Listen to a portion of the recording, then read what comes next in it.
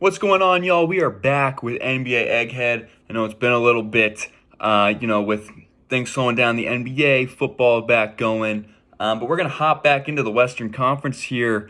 Last spoke about the Minnesota Timberwolves going down the standings, now landing in the Bayou with the New Orleans Pelicans. Really kind of the big headlines here. We're looking at, drafting Dyson Daniels and extending Zion Williamson here are the kind of the two major transactions that took place down in New Orleans over the offseason, and two really major ones when you think about what they could mean long-term for the Pelicans. I talked about in a video before the draft that, this team, really the one kind of weak spot is that point guard position. Devontae Graham, solid, but definitely a place to upgrade if you're looking at, a starting lineup with CJ, Brandon Ingram, Zion, and Jonas Valanciunas.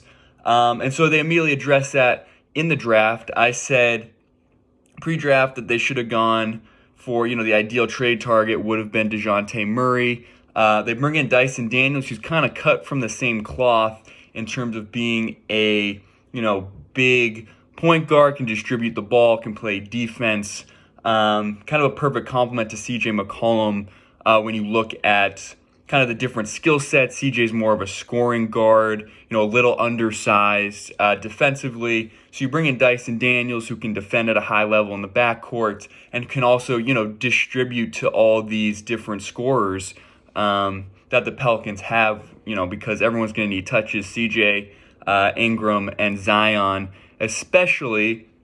And this team still has, plenty of assets to make a big deal if they wanted to. You look at players like Trey Murphy, Kira Lewis Jr., and then, this team is deep. Whether they want to trade those guys or keep those guys for depth, obviously there have been some injury issues with Zion especially. Guys like Larry Nance will also become very important. And, of course, you have Herb Jones, who, carved a role for himself and is now kind of seen as a premier wing defender, kind of guy that you need in, playoff series. And this is a team that made the playoffs.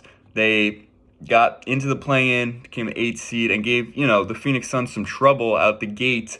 And now you bring Zion, you add him into the mix, and you're looking at a really talented team. Obviously now the West is pretty loaded in general, but you'd think the Pelicans, in terms of a ceiling, could potentially be a team that gets out of the play-in discussion and into the top 6 if things go right, kind of, and everyone stays healthy, which is obviously a big if for every team, but especially this one given Zion's injury history. But potentially we're looking at a team who can make a big leap here and, from a talent standpoint, could be, a contender-ish. Can't put them in that kind of top-tier conversation because they haven't really won a playoff series as a group. But, they're kind of the potential to be kind of the Memphis this year, take another leap with this young core. And when you look at the kind of ingredients you need to win a championship, usually you need a top 5 to 10 guy. That kind of determines your ceiling, because when you look at the Sacramento Kings compared to the Dallas Mavericks, right? The Kings probably from 1 to 10 might have a better roster when you look at Fox and Sabonis. You bring Keegan Murray in there. And Dallas, it's kind of just Luka, Dinwiddie. It just lost Brunson. And you're like, okay, I think Sacramento, if you just stacked them one by one, Sacramento probably wins that. You also had Harrison Barnes in there, obviously, as well as Malik Monk, and, so on and so on.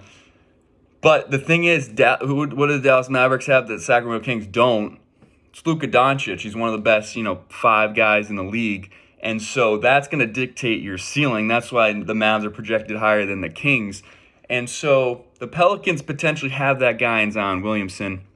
And normally, on a championship roster, you need at least probably 2 guys who can create their own shot, 2 guys who can score in the clutch. I think they have that in CJ McCollum and Brandon Ingram on top of Zion.